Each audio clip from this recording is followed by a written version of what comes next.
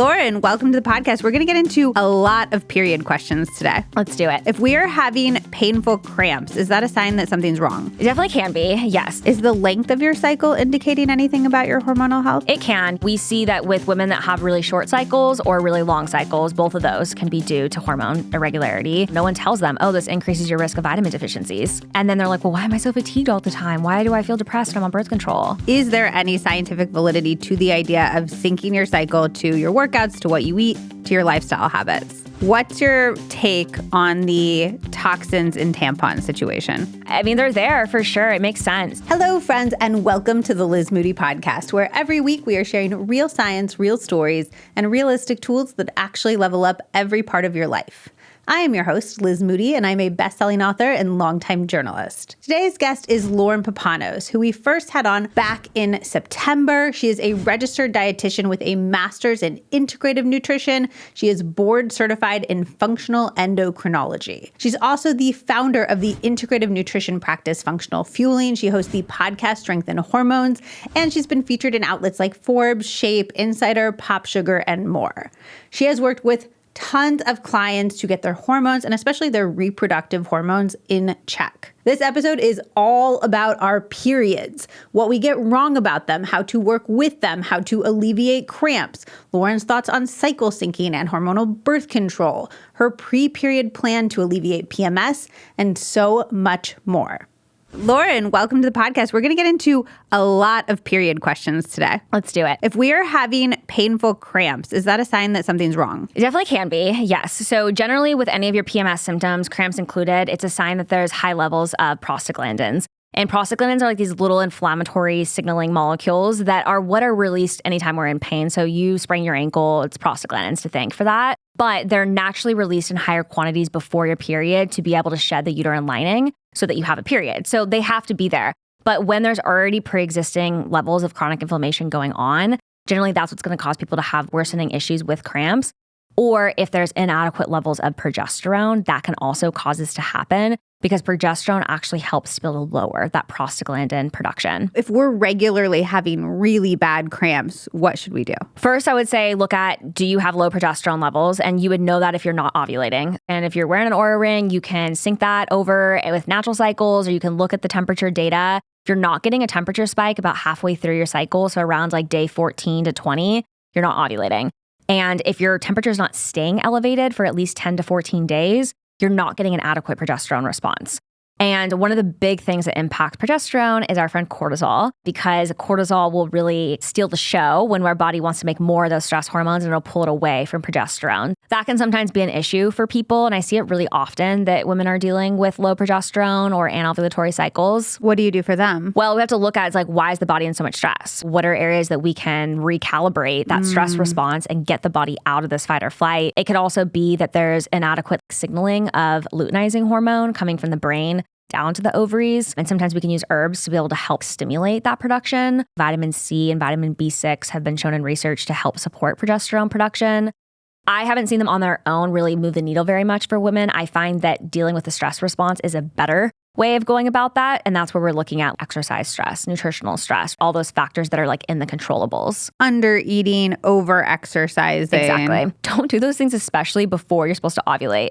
Because that's the point when you should be getting that LH response. And if your body's under stress, then you're not going to get that LH surge. And then that's why your cycle becomes really long. People always wonder, they're like, why is my cycle so late when I was really under stress? It's because your brain isn't getting that stimulation to release down to make adequate progesterone. Which leads us into one of the biggest questions that people have, which is there any scientific validity to the idea of syncing your cycle to your workouts, to what you eat, to your lifestyle habits? There can be. The biggest thing to know about all of the cycle syncing information out there is that it's based off of someone having the right levels of hormones. The information you're going to see is going to say, around ovulation, you have the best energy levels. That's when you should really push it. Well, yes, if you have adequate levels of progesterone. But if you aren't having adequate levels of progesterone because your body's under too much stress, then don't do that, because that could actually inhibit your ability to ovulate. Oh, that's so interesting. So if we're listening and we're trying to decide whether cycle syncing is something that would benefit us or potentially harm us, what should we look for? I would really start to track your own cycle and just make sure your cycle is regular. Even just using basal body temperature tracking, where you're taking your temperature either through your finger on an Oura ring or under the tongue with a thermometer, and you're plotting that temperature all throughout the month of your cycle is the best way to understand if you're having a normal cycle pattern. And we're looking for, you said, an elevated temperature from about halfway through the month onward. Correct. Are there other things that we're looking for? You can track cervical mucus production and symptoms and things, but it's sometimes hard to discern because you could be having cervical mucus because you're aroused. Might not be because there's progesterone production happening or because you're ovulating. So sometimes it can be hard for women to discern if that's what's causing the change in hormones. Body temperature tracking is the most accurate way to really know where you're at within your cycle. I hear from a lot of people who have different types of hormonal imbalances, though, and they feel like cycle syncing is the thing that helps them feel better from that place of being hormonally imbalanced. Mm-hmm. Is there validity to that? Feeling better may be one thing. Whether it's like actually moving the needle hormonally is a different thing. It really depends, too, on what type of hormonal imbalance are we talking about and what does your individual body need. Maybe you have a hormonal balance, like you just have high estrogen levels, then yeah, cycle syncing is probably going to be beneficial for you.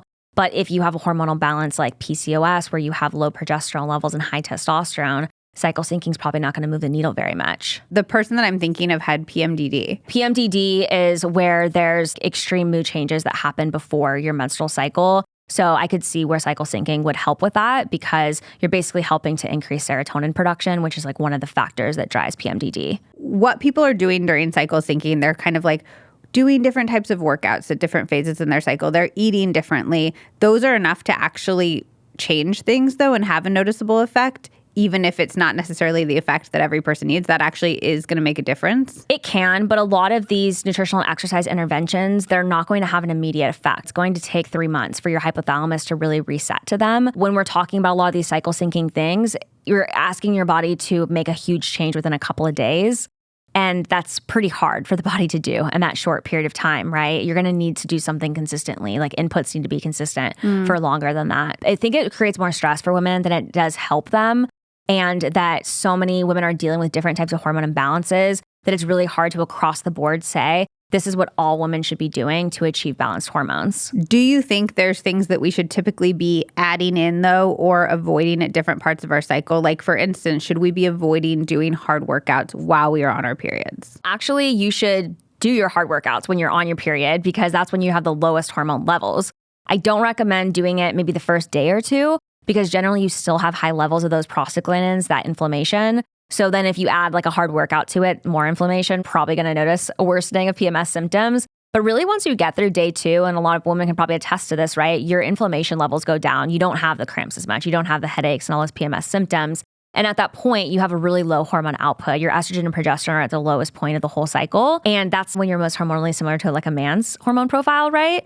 That would be a time where you could actually push yourself more. And there's even been research to show that women who are in athletic events actually hit more PRs during that time because it is a lower hormone output. Oh my gosh, that's so interesting because I was thinking about the Olympics and I was like, wait, are these Olympic athletes ever competing on their period? Because that sounds awful to me. But you're like, as long as they're not on their first day or two, they might even be better. Although also I'm sure a lot of athletes aren't maybe menstruating regularly, unfortunately. A lot aren't, and a lot are on oral contraceptives to avoid that system. Specific thing. That's interesting. But we can work out on our periods. Just would you say avoid the first day or two or no? Yeah, or just something that's lower impact that's not going to create that much inflammation. So maybe it's like a walk or the zone 2 aerobic exercise or yoga, Pilates, something like that. Not like a heavy, high intensity interval training or strength training type workout. And for the rest of the month, is strength training or harder workouts cool, or is there any other time that you would be avoiding that? For someone that's having difficulty with ovulation, sometimes I like to do what I call like a low stress week the week before,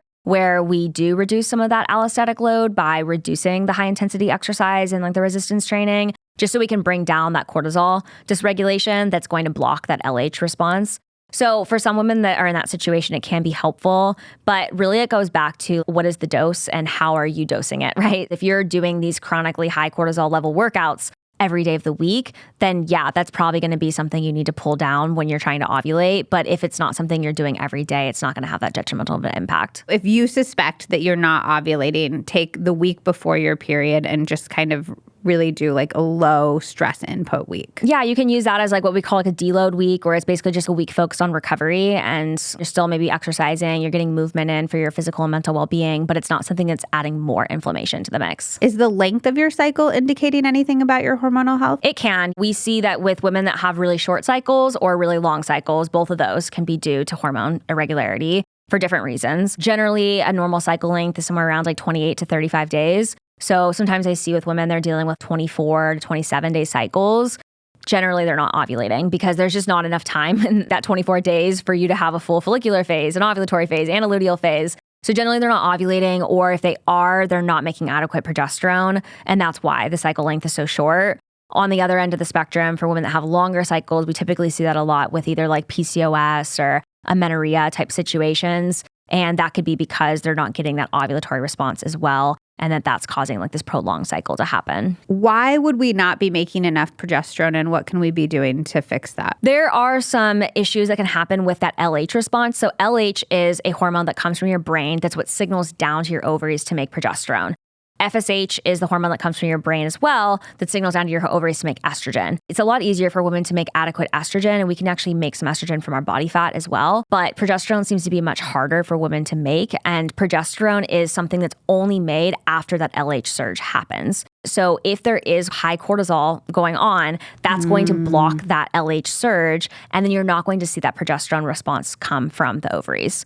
There can also be issues with high prolactin levels or with low thyroid hormone levels that can cause this as well. Your thyroid is progesterone friendly, so it's going to help support your progesterone levels. And so if you have hypothyroidism that's untreated, or there's causes that are going on that are driving your thyroid hormones to be low, you're probably not going to be ovulating, and you're probably not going to be making adequate levels of progesterone. So in that case, you're looking to treat the root cause of perhaps a cortisol imbalance or a thyroid problem. Exactly. Okay. And then on the other end, the longer cycles, you said PCOS, et cetera. What's causing those? It can be PCOS that's causing it, where they're not getting any progesterone response that's happening. Generally with PCOS, we see like chronically high luteinizing hormone. So it's kind of the opposite situation where the LH is just constantly being stimulated.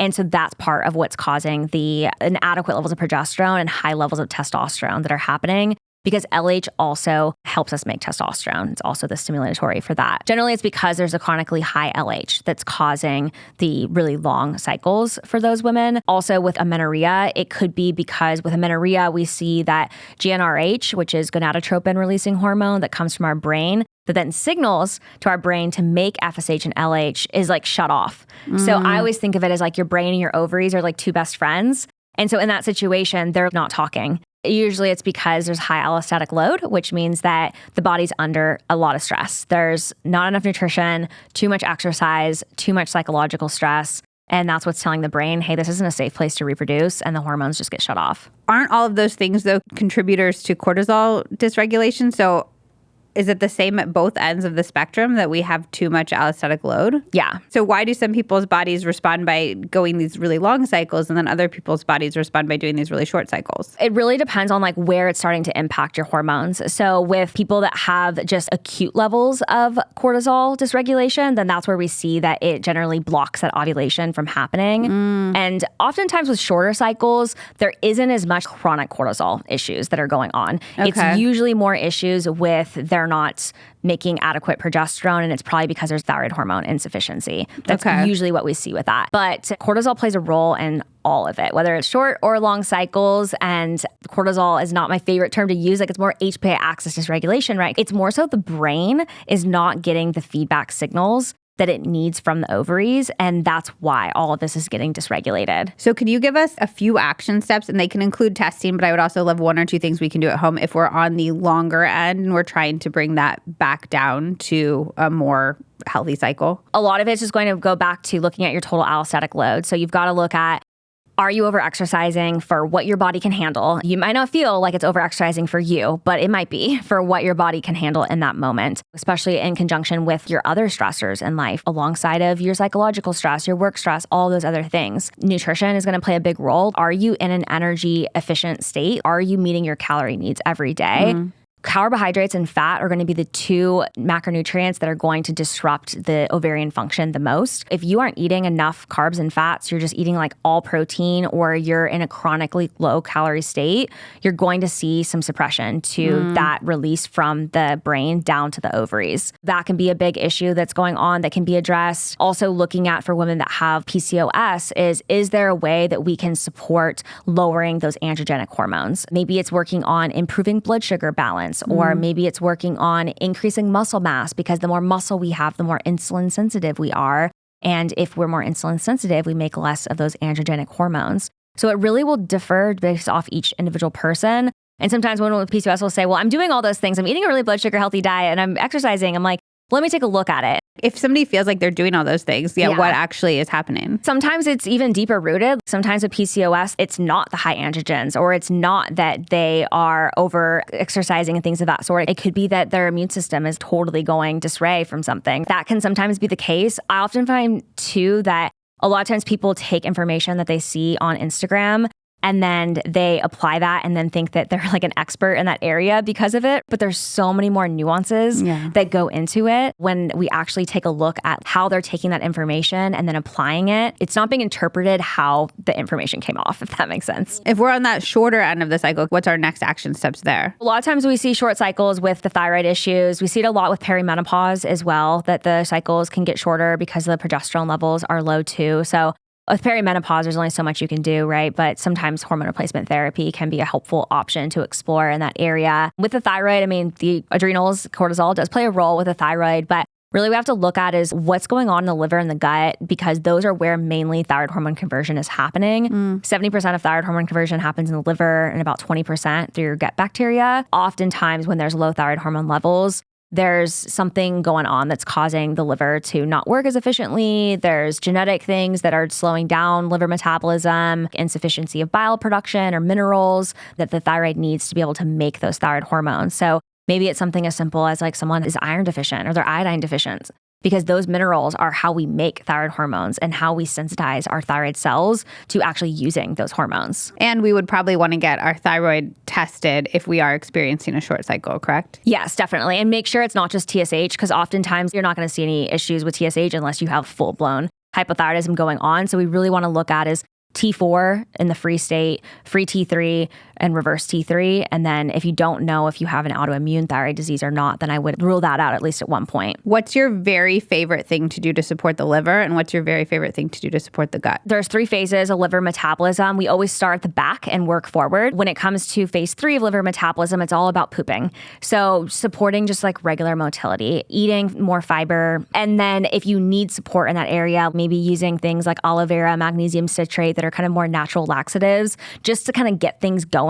And that third phase can be a helpful starting point. Phase 1 and phase 2 require a lot of amino acids, a lot of antioxidants, B vitamins. So we need to make sure that we are getting those in through the diet and that we're also getting in adequate supplementation. If not, I would say the one that's probably the most underlooked is just the role of bile in the liver. Bile actually helps with thyroid hormone conversion and activation. It can also stimulate bile flow through bitter foods. So things like arugula, apple cider vinegar, dandelion, beets, those can all be things that you can incorporate. Milk thistle, glutathione, those are all like supplemental things you can do too. Oh, cool. And the gut? Really, those bacteria are converted through your beneficial bacteria, what we call your keystone species. So making sure that we're eating a wide variety of plants. So from the research, we know that over 30 varieties of plants per week is really where we see the healthiest good gut bacteria. Trying to diversify the plants you're eating, not just eating broccoli for dinner every night, but trying to get in maybe like 2 or 3 different plant sources and then getting a diversity of those throughout the week so that you have the most robust gut microbiota. If we are on birth control or we have an IUD, are we still experiencing the 4 phases of our cycle? With oral contraceptives, no. One of the ways they work is by shutting off the brain to ovary connection. So those 2 best friends I talked about earlier, they've like got their backs to each other. They're not talking. That's kind of what oral contraceptives do. With IUDs, they work through a little bit of a different mechanism. If you're on like a hormonal IUD, they do contain progestin, which is like a synthetic form of progesterone. So they do have a hormonal effect, but some of them are really low in progestin, and they work more by actually impacting fertilization. So not as much through the hormonal system. So some women find that with IUDs, they still do ovulate, especially if they either have like just had it placed and the levels of the progestin haven't built up enough, or if it's on like its last leg and you need to get it removed or replaced soon, then sometimes women do ovulate with IUDs. And if you're ovulating, you are having the 4 phases of the cycle. So that is possible. If you're on a non-hormonal IUD like the copper IUD, then you definitely can still be ovulating. If you're remotely interested in cycle syncing, though, the only way that would apply is if you're on a last phase of like a Mirena or you're potentially on a copper. Or not on birth control at all. Yeah. Or not on birth control at all, or not on any sort of external birth control. Yeah. What's your vibe on birth control? There's a lot of hearsay around, well, if you use birth control, like your hormones are just messed up for the rest of your life. There's no literature to show that that's really the case, that it's having a long-term detrimental impact.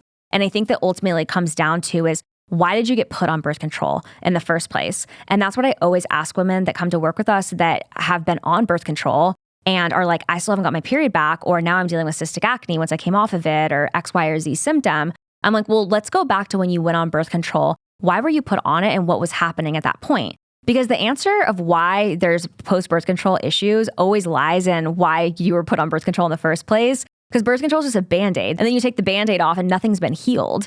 So for people who are stressed out about not getting their period back post-birth control, it's about figuring out the root cause. Is there anything that you think everybody going off birth control should be doing to quote unquote detox from the pill? We do know it's hard on the liver, it's hard on the gut, it depletes a lot of vitamins, especially minerals and B vitamins. So I would definitely say is yes, add in some B vitamins, some methylated B vitamins. If you're eating enough protein, because that's going to be where you're mainly going to get B vitamins, maybe add in like a mineral complex, or make sure you're eating enough different nuts and seeds and vegetables that provide all of those natural minerals in them. You can do some liver support, absolutely, because any type of pharmaceutical you're on long term, it's all going through the liver. So your liver has more work to do when that's happening. There's definitely some ways you can support the livers through a lot of the strategies that we talked about earlier. And that could be something that someone looks at exploring.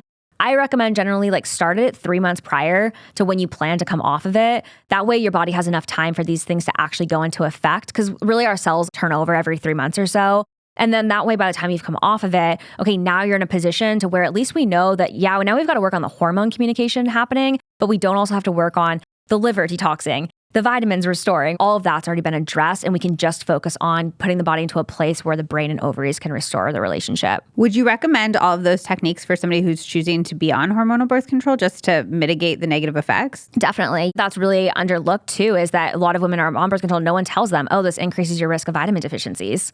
And then they're like, well, why am I so fatigued all the time? Why do I feel depressed when I'm on birth control? Is there anything else that you'd recommend for somebody who's taking it to help? We know that there can be impacts to the thyroid and to the gut from birth control. So I would definitely make sure you're eating enough diversity in your diet to support those good gut bacteria. Maybe even looking at using a spore-based probiotic that has a really high ability to inoculate the gut bacteria with beneficial bacteria. That may be beneficial, or using something like L-glutamine, aloe vera, that help to be able to prevent things like intestinal permeability that can cause more gut-related issues. So those can definitely be things that you do while on it. You can also look at just making sure that you're having your thyroid checked every so often while you're on it, so you know what's happening with your thyroid. If you start to see that your T4 and T3 are dropping, that they're getting really low, or your TSH is getting high, really above 2.5, the birth control is probably playing an impact on your thyroid. And we then need to look at how we can support the thyroid to really help with that whole equation. Going back to cramps, what does the scientific evidence say about actually alleviating cramps in the moment? Is there anything that we can do right before our periods that would help? So it all goes back to that whole prostaglandin situation. There are actual prostaglandin inhibitors. That's actually one of the ways that omega-3 fatty acids work, is through prostaglandins. I always recommend doing what I call a PMS stack. And that's 1 week before you start your period. You take a high dose of omega-3s with curcuminoids, which is the active compound, and turmeric, because those also help reduce inflammation and the immune cell sensitivity that happens at that time. You can also use something like magnesium and minerals, because those help to be able to reduce the muscle contractions that cause a lot of the cramping as well.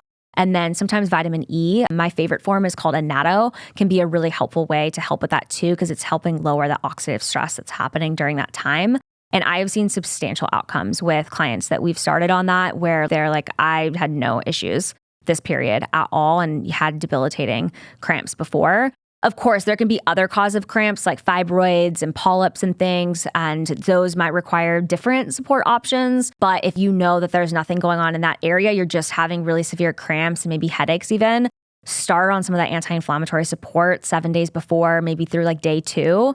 And you're probably going to notice a dramatic effect in how you feel. When you say really high dose of fish oil, what do you mean? I mean, it can depend on what someone's needs. Like if they already have high levels of inflammation, they might need more, but usually about 2,000 milligrams or 2 grams per day. Is cold plunging on my period bad? I don't think it would be bad, but I mean, you are getting an inflammatory response from it. Remember that there's already high levels of that inflammation. Isn't part of the reason that I'm cold plunging to alleviate inflammation? Or is it about the acute versus the long term? It's the acute versus the chronic. I would just see how you feel with it. I personally, I feel totally fine strength training when I'm on my period, but some people don't. So I think it really just comes down to how does your body tolerate those things? I feel like I spent a long time trying to kind of do nothing on my period. And I always felt so much worse. But then when I added back in working out and hiking and strength training and cold plunging, I felt so much better. And I'm like, wait, am I doing my body harm even though I feel better in this moment? No, because like I said, maybe you don't have this high prostaglandin situation. So there's not really high levels of inflammation and you feel really good when you have low hormone levels. Like I said, you are technically in a better athletic state when those hormone levels are low. So then if you take the inflammation out of the equation, then you could feel really good at that point. Is it good for me to eat a lot of chocolate in the day or two before my period and the first day of my period? Yeah, so chocolate is a big source of magnesium. So that's one of the reasons why it can help with the PMS symptoms. And they say why people crave it as well, because you crave what your body's low in, right? I'm just very intuitive. So my intuition's go to C's.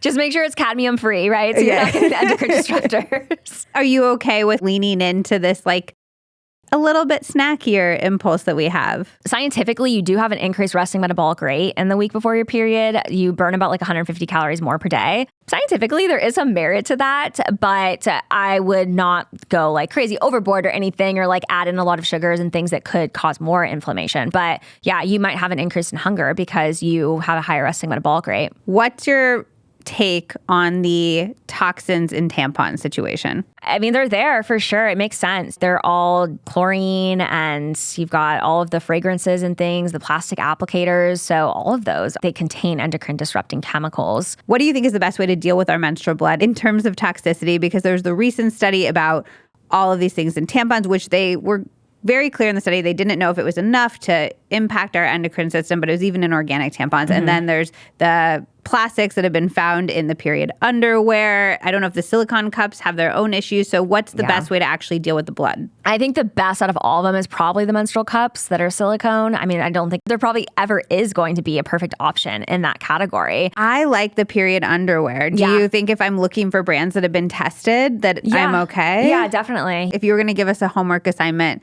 to universally help support our menstrual cycle, what's one thing that you would recommend everybody do? Eating more antioxidants, anti-inflammatories. What are your favorites? The most powerful ones are going to be things that help us make glutathione. It's our body's master antioxidant. So sulfur-rich foods, cruciferous vegetables, broccolis, cauliflowers, onions, garlic are all great for that. Your fat-soluble antioxidants, so things like vitamin E, vitamin A, beef liver, egg yolks, olive oil, extra virgin olive oil can all be really great options. You do have other antioxidants like leafy greens and berries and things, but they're not quite as potent as some of the other glutathione-producing antioxidants are. Selenium is so important, especially when we're talking about the thyroid. It's what helps with glutathione recycling, and glutathione is actually what combats the inflammation that causes all the thyroid destruction and a lot of the thyroid-related symptoms. I love it. A lot of food for thought. Thank you so much, Lauren. Can you tell us a little bit about where we can find you and all of your programs? I am on Instagram at functional.fueling. Our website is functionalfueling.com. My podcast is called the Strength and Hormones Podcast, and we do one-on-one work where we do testing and kind of root cause treatment with individuals. And then we also do programs. So we have a program called Inflammation Harmony, and that's really where we're addressing the root causes of hormone imbalances. Oh, I just realized that's a pun, isn't it? Yeah. I like that. I love a pun title. Well, thank you so much for coming and sharing all your beautiful wisdom. Thank you. That is all for this episode of the Liz Moody Podcast. If you are new to the podcast, welcome. I am so glad that you're here. Make sure that you are following the podcast on whatever platform that you like to listen on. I know that 50% of you listening to this episode do not follow the podcast. What is up with that? You're making your life harder by not following. Not only is it the best way to support the podcast, but it also makes sure that episodes show up right in your feed. You don't have to search for them anywhere. And trust me, you do not want to miss what we have coming up soon. I will be delivering some incredible science, interviews, and advice every single Monday and every single Wednesday for you. Okay, I love you, and I will see you for the next episode of the Liz Moody Podcast. If you loved this episode, you will love the episode where Lauren and I dive into everything that social media gets wrong about hormones, including diving into intermittent fasting, cold plunging, a deep dive on cortisol, which I was completely wrong about before talking to Lauren, and so much more. I will link that episode for you in the show notes so you can go and listen. Oh, just one more thing. It's the legal language. This podcast is presented solely for educational and entertainment purposes. It is not intended as a substitute for the advice of a physician, a psychotherapist, or any other qualified professional.